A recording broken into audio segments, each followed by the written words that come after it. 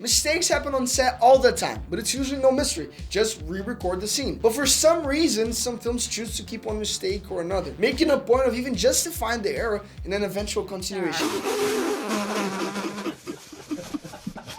These intentional mistakes end up becoming a kind of a film folklore and generate a lot of doubts.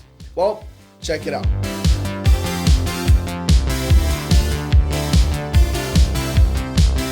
Hey nerds, what's up? I am Breno, and throw the first stone who has never missed a line or a detail. These things happen, right? It's normal. But rarely does someone persist in such a mistake. Sometimes a director or actor sees an opportunity to play a joke or make that scene much more interesting than it already is. And we who are watching, we gawk at the TV, not knowing if that was on purpose or not. Most of the time, of course, it's on purpose. And if the mistake itself isn't, the decision to keep the mistake in the film, that one is deliberate. You know how those Hollywood people are, right? Kind of eccentric, right? Well, let's check out some mistakes that ended up being used. Let's go. Charlie and the Chocolate Factory. In the absolute classic Charlie and the Chocolate Factory, we have Mrs. TV, one of those aunts, who thinks she knows everything. So much so that when Willy Wonka played a song on the piano that is like a password to open his office, there goes the annoying Mrs. TV saying that it's an excerpt from Rachmaninoff. I don't know how to pronounce his name. Either way, it will be on the screen, you can see. But classical music connoisseurs did not let that go, okay? After all, what Wonka played there is actually an excerpt from Mozart's The Marriage of Figaro.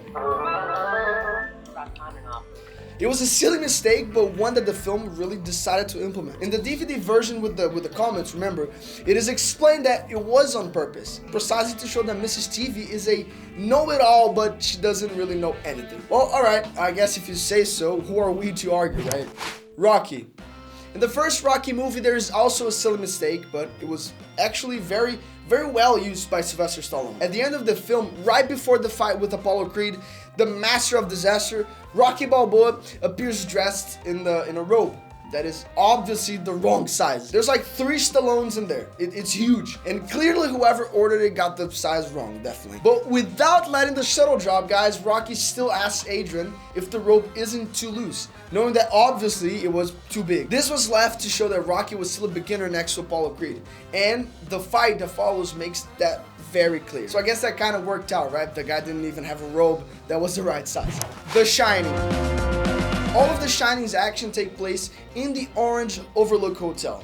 And it's not a strange place just for the things that happen there. In Stanley Kubrick's adaptation of Stephen King's book, the hotel is shown full of doors and passages until someone, which is a curious mind, decided to try to make a map of what the building would look like, and it's simply impossible. Yes, nothing makes sense in that hotel. You can't draw a map or a blueprint of the building. King also doesn't have any hints about this in the book, and everything indicates that this mistake isn't really a mistake, but it's still very interesting. Star Trek IV, The Journey Home. In the 4th film of the Star Trek franchise, the Enterprise crew goes back to the year of 1986, and they need to find an atomic reactor that will allow them to go back to their future. But the problem there is really finding this reactor. And this is where we have a fateful scene where Chekhov and Uhura are literally asking people on the street about the reactor. They're all just hired normal people, of course, but one of the extras, they decide to break protocol and replies to Chekhov by saying she's not sure, but thinks that the reactor is in Alameda, across the bay. Without losing his post, Chekhov continues to the scene confirming what the extra said. Turns out that it turned out so good and so natural that the director, Leonard Nimoy, who by the way was also Spock's actor, decided to keep it. And the extra, despite the scouting she got at the time, ended up credited in the film along with the actors. Check it out. Ooh, I don't know if I know the answer to that. I think it's across the bay, in Alameda. That's what I said. The Addams Family 2. In the second film of the Addams Family, there's that whole plot of Wednesday and Pugsley in the camp, and there Wednesday discovers Joel, which is a boy almost as strange as she is.